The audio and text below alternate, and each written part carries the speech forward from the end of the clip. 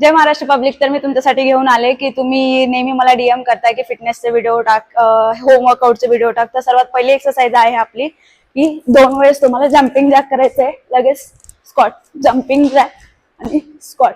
हे तुम्ही जर तुम्हाला इंजुरी नसेल, तुमचे नीज वगैरे चांगले असेल तर तुम्ही ही एक्सरसाइज करा. विदाउट जर तुम्हाला जम्पिंग नसेल करायचं, तुम्हाला इंजुरी असेल तर नॉर्मली 1 2 देन स्लोली स्क्वॉट करायचे.